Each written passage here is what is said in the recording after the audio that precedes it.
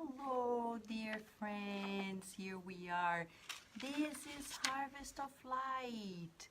Yes, and we are here studying Emmanuel.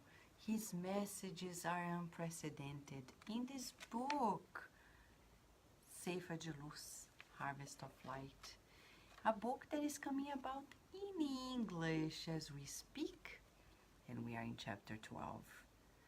These chapters bring to us new illumination. That's why it's titled Harvest of Light. And in the preface, he titled it Prayer for Light. Because only God gives us light. What does God give us light for? For understanding. Light for elevation of our thoughts. Illuminating our memories. To help recognize our potential, to inspire and value friends, to amplify our vision, to find peace and to bless. These are the reasons why we pray for light. You know, that's true humility. And today we're going to talk about the narrow path. Ouch, huh? Yes, the narrow is so narrow. Oh my gosh, I need a diet to go through this pathway. Isn't that right? Right? I see wonderful friends. I'm tempted to say hi. Hello, Rihanna. How are you? Andrea Torres. How are you? Sol Souza. How are you, Sol? Amanda Andrade, how are you? Paula, how are you? Celia Lancaster. I can't see everyone, but the ones that I'm seeing, Wagner Jr., Marilda Wagner, didn't forget about you, and so many friends. Are you ready? Yes? So we read together this message. The Narrow Path. Chapter 12.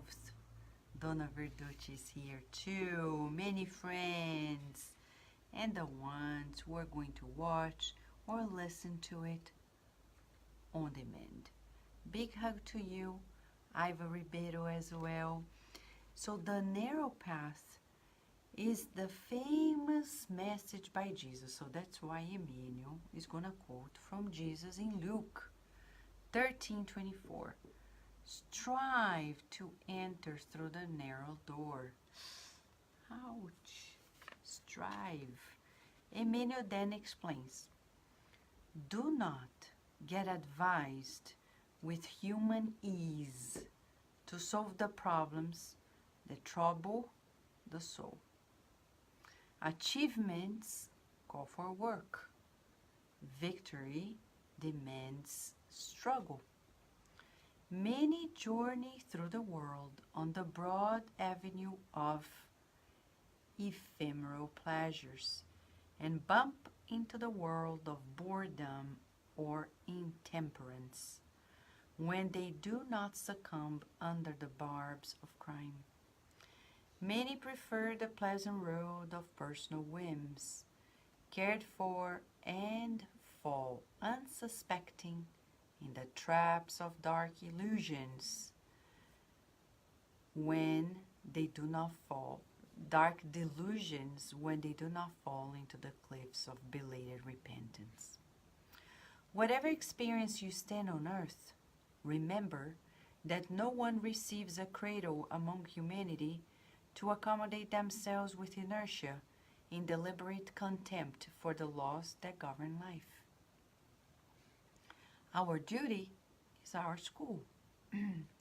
For this very reason, the narrow path to which Jesus refers to is the fidelity that we must keep clean and constant in the worship of the obligations assumed before the eternal good. In order to sustain it, it is essential to sacrifice in the sanctuary of the heart all that constitutes a baggage of shadow in the field of our aspirations and desires. to adapt ourselves to the discipline of our own spirit, and the guarantee of general happiness is to establish in ourselves the path to heaven for which we strive. Do not deter yourself in the circle of advantages that are extinguished in ephemeral sparkle, since idleness buys the wounds of penury and darkness of ignorance in disfavor of itself.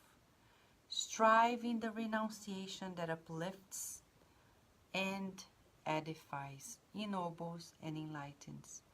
Do not disdain the trial and the work, the self-denial and the sweat. And in every circumstance, always remember that the wide door is the unruly passion of the self, and the narrow door is always God's untranslatable and immeasurable love.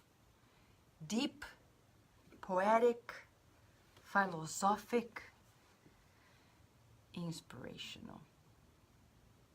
I think the first recommendation is amazing because Emmanuel starts this message. Jesus said, strive to enter through the narrow door. It's an affirmation. Strive. There comes Emmanuel as a teacher to reinforce and says, to strive to enter the door, the narrow door. You need to avoid the comfort zone. He says, do not get advice with human ease to solve the problems that trouble the soul. Do not take shortcuts, he's saying. Are we writing it down? Because that's where headaches begin. We take shortcuts. And that's where the problems begin. We have a problem, we want to solve the problem by creating another problem. Shortcuts, comfort zone, easy solutions. Can I give you an example? I'll give a simple example. Some people want to lose weight. And instead of disciplining themselves to eat properly and less, they go take a pill. A pill that is going to make them lose weight. They forget that the pill, in order to help them lose weight, is going to mess up with their neurochemistry, with serotonin and many other neurotransmitters. And do you think it's going to be easy to stop later without consequences? No. We wish it were that easy. And some people, they avoid true solutions, deep solutions, by taking shortcuts. I'll give an example. Sometimes we eat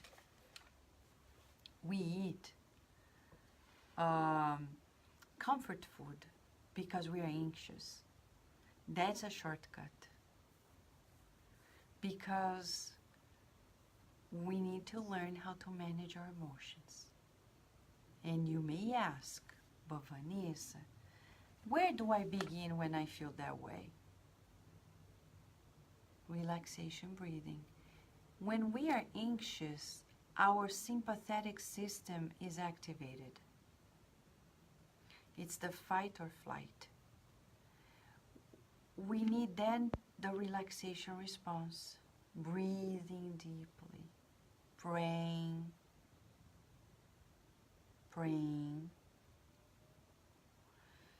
Doing exercise. Listening to a good music that is soft and calming. There are many different ways. You need to find your way. There are people who enter addictions, which is a shortcut. It's a compensation mechanism, but it doesn't help us at all. On the contrary, it complicates our lives. So Emmanuel begins this message as a coach that is saying, if you want to achieve this goal that Jesus is pointing out, strive to enter through the narrow door. So do all your best. So he says, achievement calls for work. There's no other way. And you know, let us be sincere. Huh? What's the purpose of life? It doesn't make us be useful. Make us work. Ah, Vanessa, I wish life was just a breeze.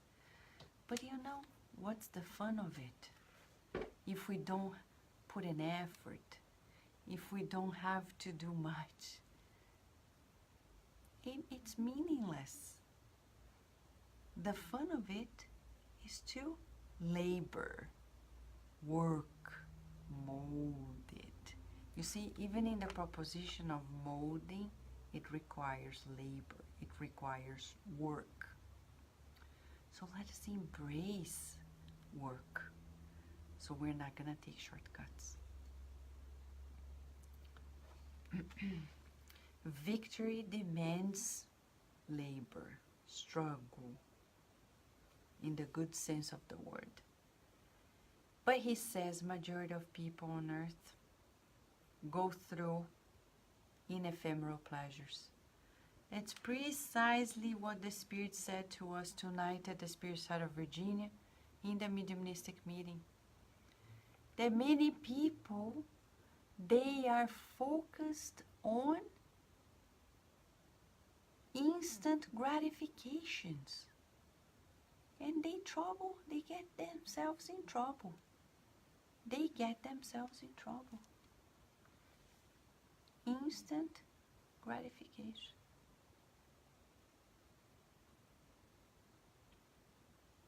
Scale 0 to 10. Where are you regarding your impulses to instant gratification? Shall we? 0 to 10. 0 being like, I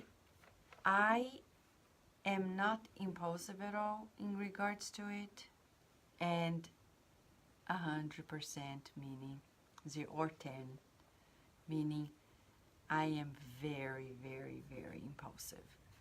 I only like things that give me pleasure, give me pleasure, give me pleasure. Are you able to contain yourself? It's the marshmallow experiment that Stanford University did many years ago.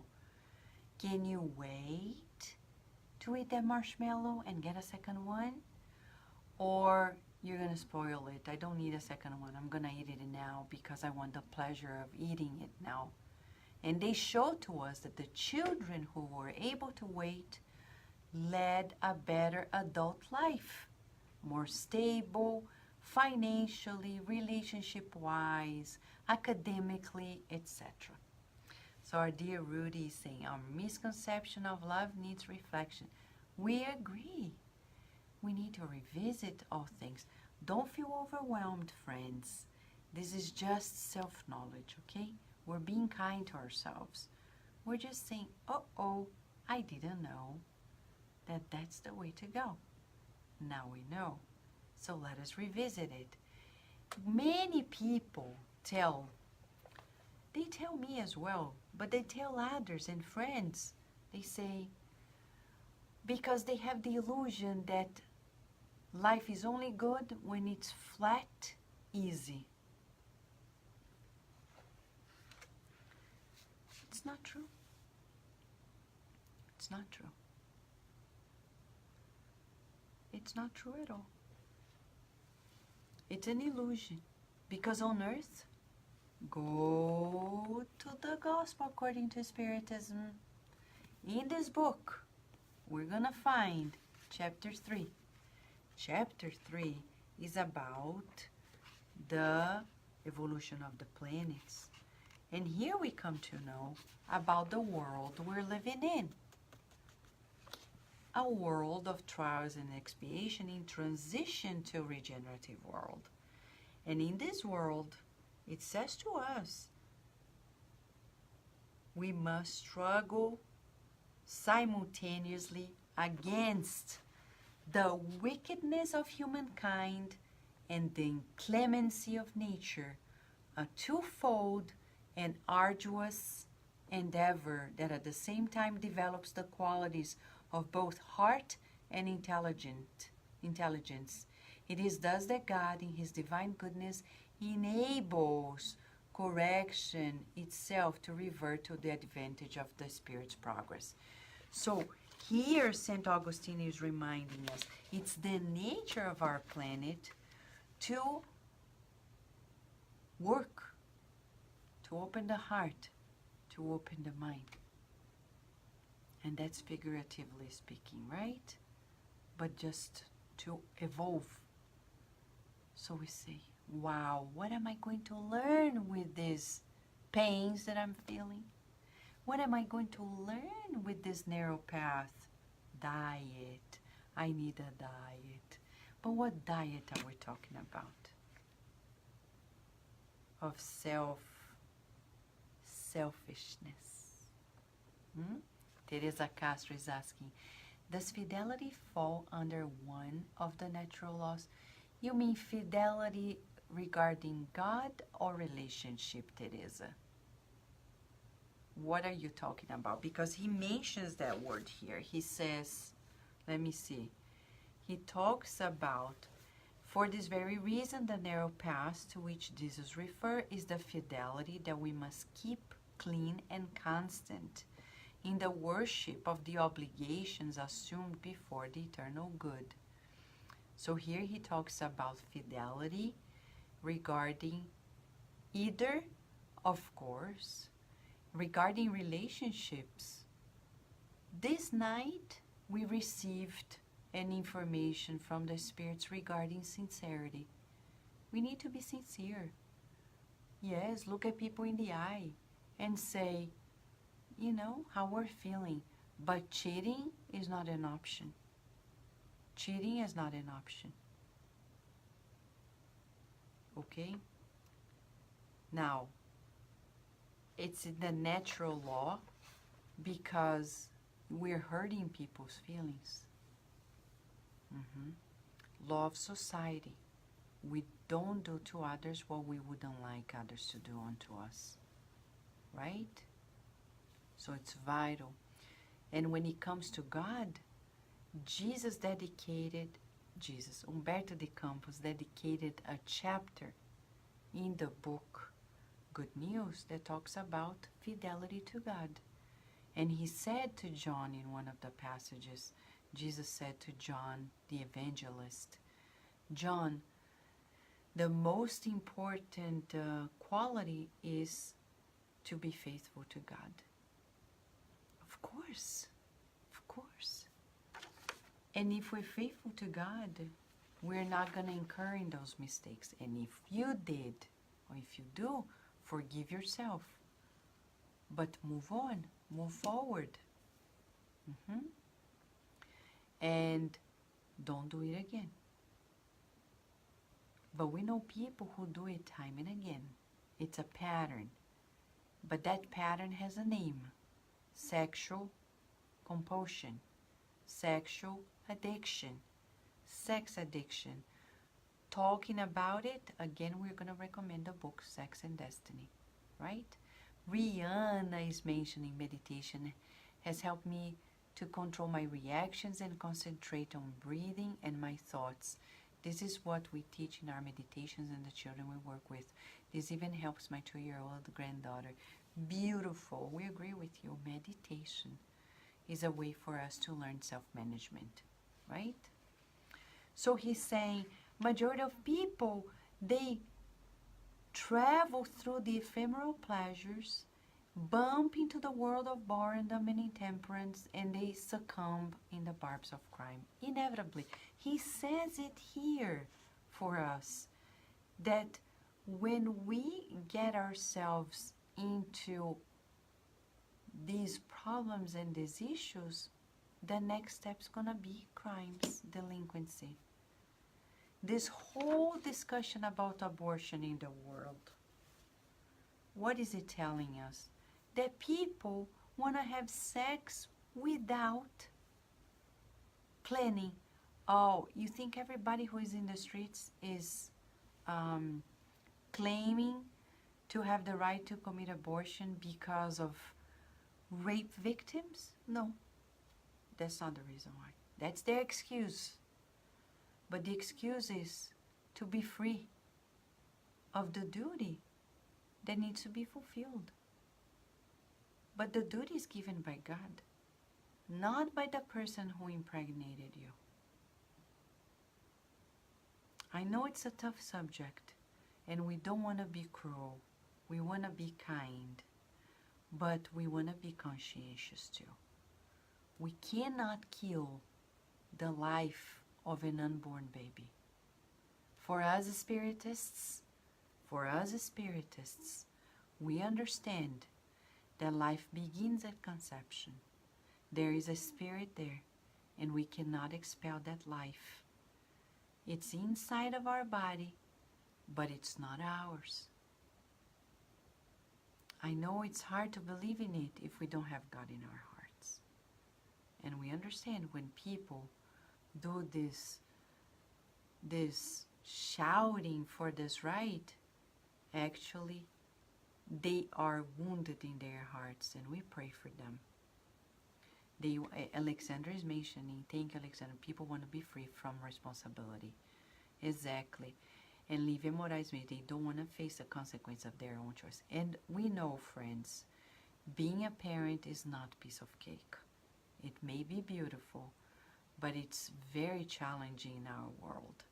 A world that is filled with selfishness. Studies already point out that parents need help, a whole tribe, a village, to raise a child well. But we don't. We have people who admire, but they don't offer their help. And it's tricky. It's hurtful to the... It is a toll in ourselves. Imagine when people haven't planned. We understand, and that's why we need to support women when they have their babies, when they are pregnant, because it's the most sacred mission on earth to gestate a life. There is nothing comparable to it. Not even a PhD is comparable to that. There is no project we create on earth that is bigger than gestating a life. You're talking about the conjunction of souls together. It's super sacred. And that's why years ago in 2015, we created, according to the inspiration of the good spirits, the site Spiritist Parenting. Spiritist support for parents. To give parents an opportunity to find help. Help. That's what I found out when I became a mother. That really parents, Chico Xavier was right. We need help. We need to help the parents. If we help the parents, the children will be raised better. Society is going to win. That's where we begin.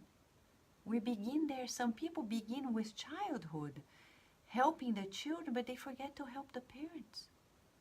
If you don't help the parents, these children are going to suffer no matter what. So it's a twofold work. We need to help the parents to raise their children better in a smoother way, with kindness and compassion. So that's why when we meet somebody who is pregnant, let's pay more attention. Let's volunteer to be their help. If they are new mothers, new fathers, let's give them a hand, because it's a new journey. And we're going to make society much better, because that child that is born is going to be less anxious, less problematic, less anything. That's why he says, whatever experience you stand on earth, remember that no one receives a cradle among humanity to accommodate themselves with inertia. You know, inertia. When you talk about the laws of Newton, the laws of movement, right? We get to know the importance of movement, but inertia happens. You're there, and you're only going to move if there's a force that... What is that force? Goodwill. Whoop, out. When you say, I can't. No, no, no. Yes, I can. Yes, I can. And so can you. So let's see here. Being a mother is such a noble mission. Mothers should be embraced, loved, and honored to accept such responsibility. By the way, our sister Amanda Andrade is a superman.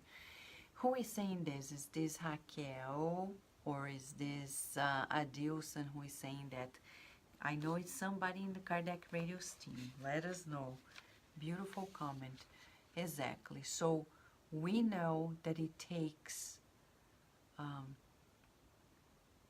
a lot of goodwill for us to live inertia.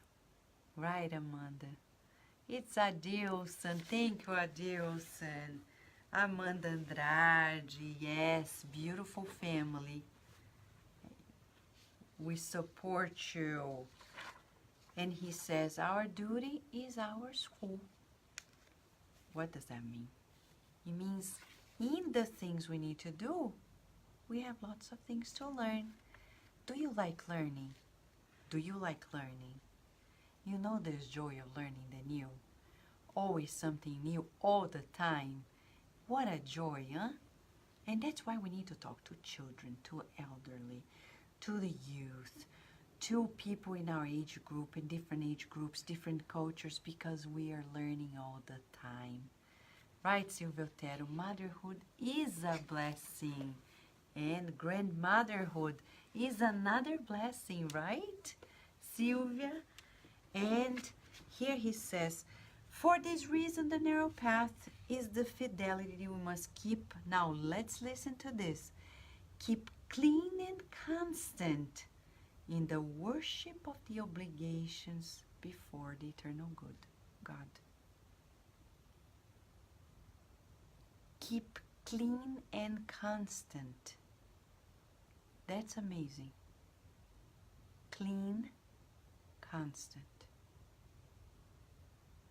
Why am I mentioning this? Because when Emmanuel says, keep our worship of the obligations clean and constant, clean means do not take shortcuts. Because sometimes, I'll give another example, silly one, but it may happen. We buy something at our store, 2 things, and we realize when we left, we entered the car, we saw the receipt, we paid for one, the other one. I think the cashier forgot it. What do you do? Go back and pay for it? Or say, lucky me, huh? What a lucky day. What do you do? Big question for us. That's something to think about. Because here, he's saying clean. No shortcuts. It's more labor intensive. You go back to pay it off, you talk to people, and you wait, and you have to take more time to do it, and you have to talk to somebody about it. But at the end of the day, clean conscience. Clean conscience. Right? And he says here, constant, never stop. There are people who do good deeds once a month or once a year in Christmas Day. And they spend the rest of the year doing other things.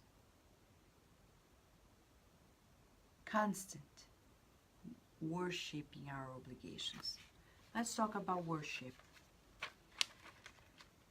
When Jesus was asked about the main commandment, he said, love God above all things, and yourself, and your neighbor as yourself.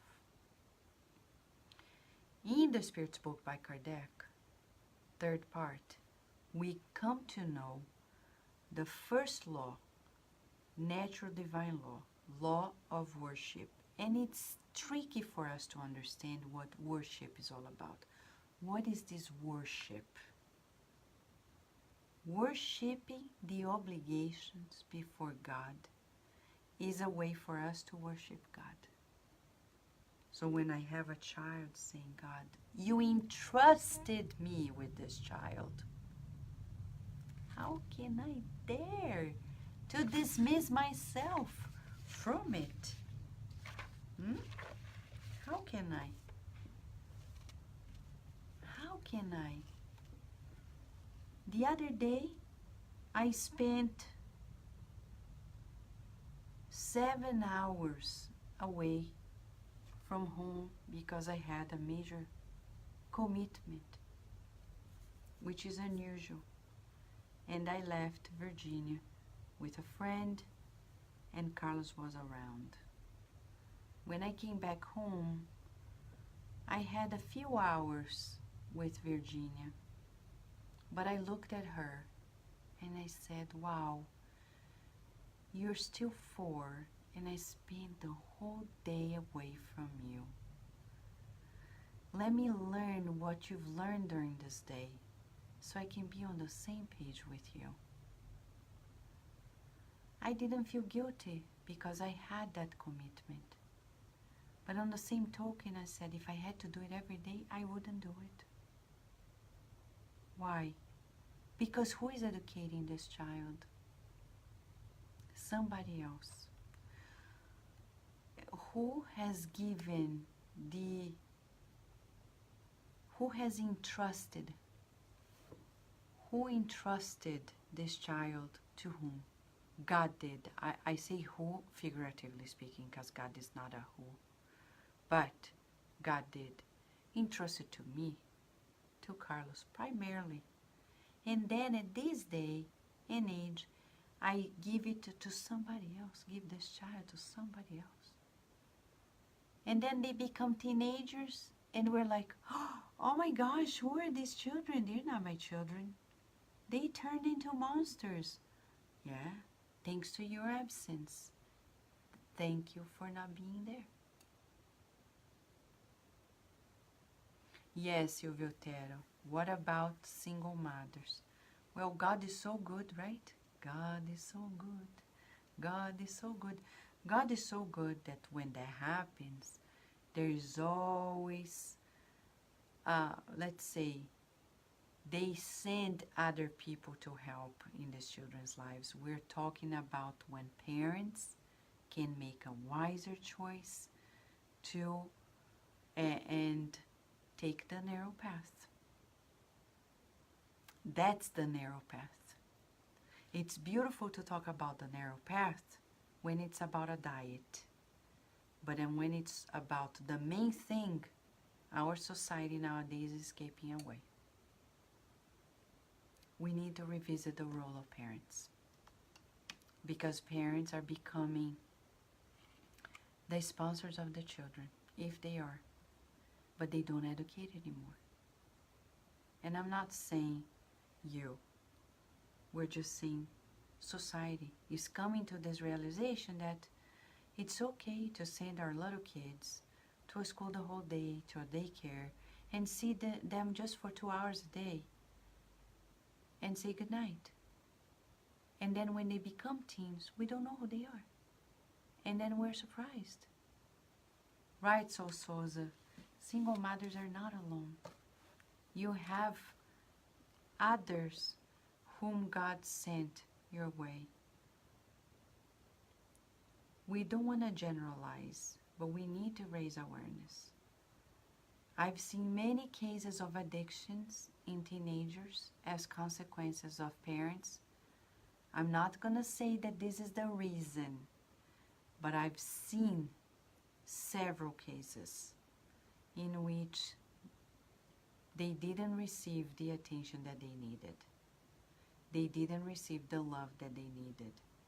And if they had their weaknesses, they fell in the temptation of getting into their addictions.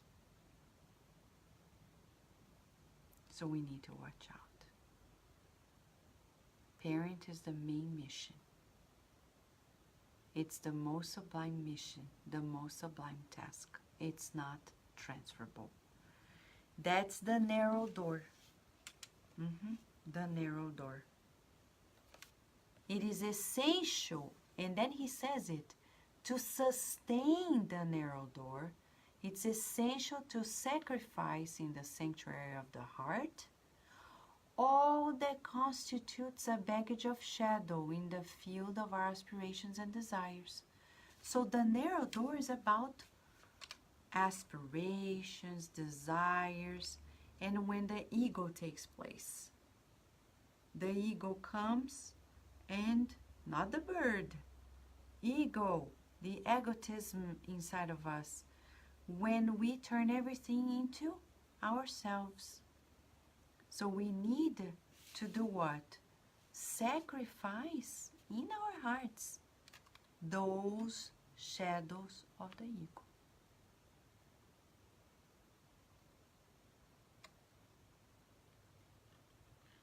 Rihanna is mentioning, I feel obligated to have everyone who has a child in my family. They are part of all of us. Thank you, Rihanna. God bless you. But that's vital. It's vital for us to avoid these the shadows that come in facets of our aspirations and desires. I know people who nowadays, they want to live that standard American life. They get married, they buy a house, they're paying mortgage. Both are working. And then they decide to have children. And then after that first period of few weeks, they are preparing themselves. They already know the child care. They put them there. They pick them up. They take turns. And then they have a second child. And then the same happens. And they think it's so beautiful. And they tell others, I have a babysitter, and this and that and the other. And they think that that's the way to go. And years go by. And later we're going to meet them in the psychotherapist office when the children come. And they don't understand what happened.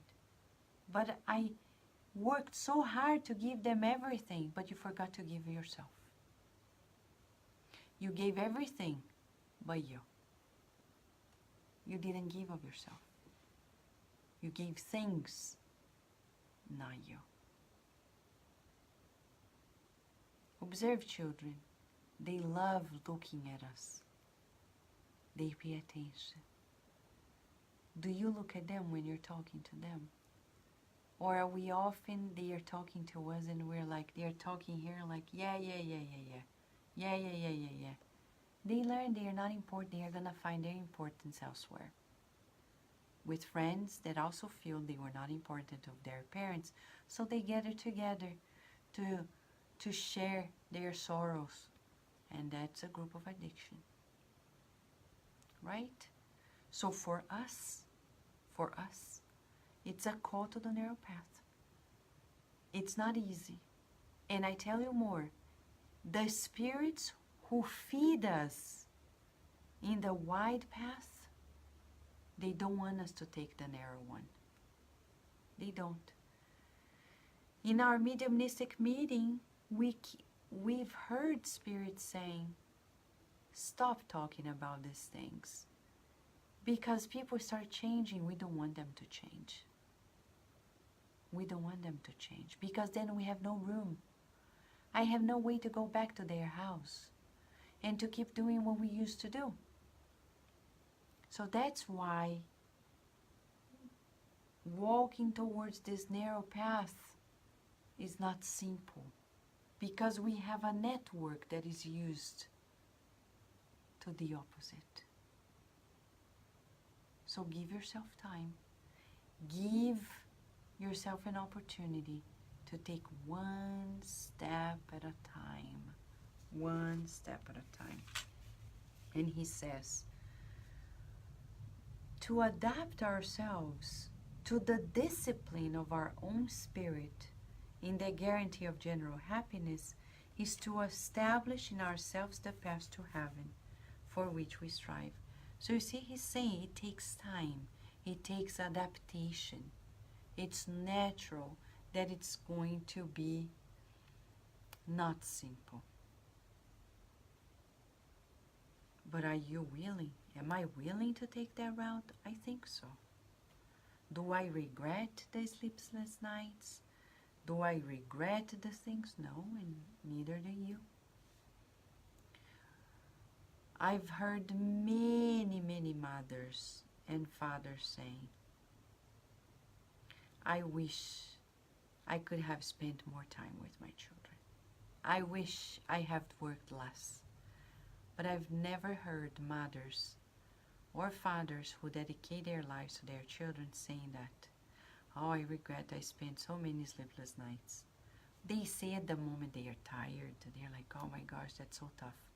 But later, they feel fulfilled. Every mother whom I know who took that route, every father whom I know who took that route, they feel fulfilled. They feel clean and constant in their duty. The same for us in spirit centers. That's a way to worship our obligations. It's to adapt ourselves to the discipline, to the general happiness. Chico Xavier. If Chico Xavier hadn't done this, taking this narrow path, we wouldn't be here tonight. Because since day one, when we started in 2016, when we started these studies in 2016,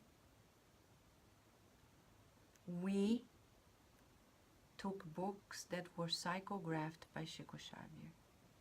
We wouldn't have met, many of us. We wouldn't have known this if he hadn't taken the narrow path. You see how the general happiness depends on our striving for the narrow door? And we thank Chico for his sacrifices. And he never demanded anything in return. So why do we go to spiritist centers and do something good and expect people to treat us VIP and to give us VIP treatment? Well, that's not, it shouldn't be our goal. Our goal should be to serve. Always. And he says, do not deter yourself in the circles of advantages. And that's big. I know people who give donations and they're expecting a different treatment. No, no, no. First of all, the money is God's. He's conceding it to you so you can do a better use. If you decided to donate for whatever cause, good for you. Because you made that decision. The money doesn't go through to us. It goes to the causes. And when you see the causes flying, good job. It's part of you. I know people who help clean the center, etc. And they are rewarded in themselves. But others do exactly what Emmanuel says. They want advantages, right? And then what do? They stop because people are not giving them the VIP treatment. Strive in the renunciation that uplifts and builds, ennobles, and enlightens. What do we know about renunciation? You want an exercise for the next 24 hours? Shall we do it? Let us renounce something. Sometimes renouncing the willingness to receive an apology, or to be taken into consideration. Let us renounce that. Oh, people didn't invite me. They should have invited me. They didn't. That, it's not going to help. We give up on that. We're like, why should I have been invited? I'm not more or less than anybody, so, you know, that's okay. People have their right. But do not disdain the trial and the work, the self-denial and the sweat. And that's important. I know parents who push their children into drug dealing. You know how? When their children finds a job, they ask, how much are they paying you? And they say, X. And they laugh at the child, the teenager saying, oh really? Is that how much they're gonna pay you? They feel less. And they think, well, to make more money, shortcut, drug dealing. Who pushed that weak soul to the abyss? That parent. So we have to renounce. Exactly, renounce the criticism. Especially the self-criticism. Right, Rudy? Self-criticism. We need to stop looking at ourselves in the mirror and putting us down. And what Emmanuel is telling you, do you think Emmanuel is being criticizing us? No. He's guiding us. He's saying, if you want to go to the narrow door, do not want easy ways. Renounce. Do not disdain the trial, the work, the self-denial, and the sweat. Right? That's what we need to do. He's inviting us. He's showing us the way. So let us be encouraged to take this path, because look how he ends this up. He says, and in every circumstance, he says all the time, always remember that the white door is the unruly passion of the self. When I want those things my way because it gives me pleasure, wide door. And the narrow door is always God's untranslatable and immeasurable love. It's when, like Alcyone in the book Renunciation, she could have knocked on her father's door and said, Father, I am your daughter. Look what happened. I exist. And create a commotion. She decided to help her mother by working in the father's family, disguised as a servant, and helping that family as well. That's huge. Huge. Are we prepared for that? But prepare for the little renunciations. Little ones. For example, when you wash the dishes, you clean the house, and you want the whole family to give a party in your name. Oh my God, you cleaned the house. Wow. Clean, be quiet. Don't expect anything in return. When you fix a meal for the family and you don't expect that people are going to say, wow, thank you so much. I feel like you're the next chef of Chopped Food Network. You're the champion. Chopped champion. Yes. No, no, no. I do it and I fulfill myself. Like, wow. God gave me this gift and I feel good that I can channel this into this meal that is making people feel better. Self-sufficient. You don't need people to do it. Renouncing the appreciation of others. Renouncing the self-criticisms that go nowhere. Renouncing the passions that lead us to addictions. These are little renunciations daily. For example, your doctor says, no more coffee. And you're like, oh my gosh, oh my gosh, oh my gosh, how am I going to live without coffee? Oh my God, oh my God, oh my God, that's terrible.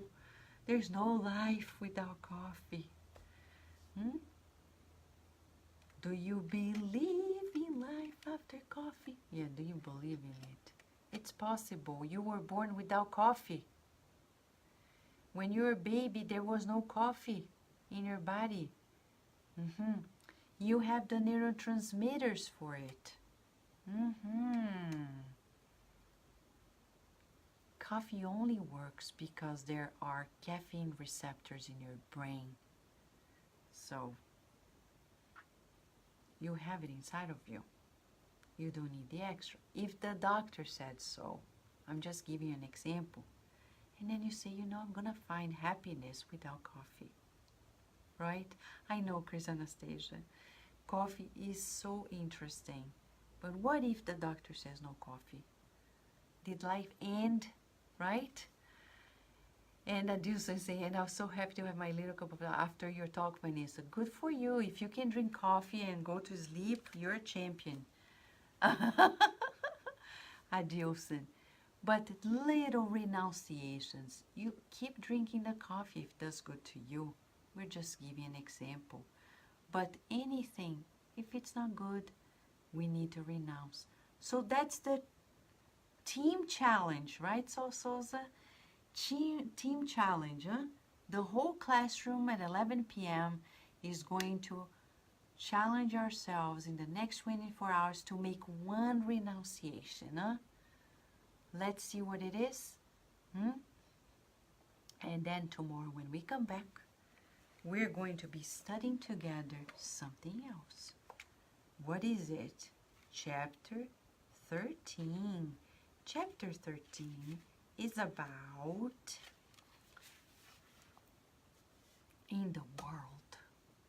In the world. Wow, Wagner Jr., you never drink coffee. You're the champion now. Wow. I'm just kidding, friends, just to make it smoother on us as we wrap up tonight. Tomorrow when we come back, Emmanuel is going to invite us to talk about sowing in the world. And he says, never give up, never doubt, never fear. Wow. Never doubt, never fear. Come back because tomorrow Emmanuel is going to give us a beautiful lesson, one that is going to give us more hope. Today, he is giving us a tougher lesson, saying your muscles need a greater push, more weight, the narrow path, more discipline, renouncing so you'll be happier and others in your life. Tomorrow he comes back and says, are you thinking of giving up? Don't do you. Are you afraid? Don't be afraid. Why is he saying that? I don't know. Come back tomorrow and let's be together. Thank you, Alexandra. Thank you, friends. Thank you, Rihanna. And a big hug in your heart. And until tomorrow, God willing.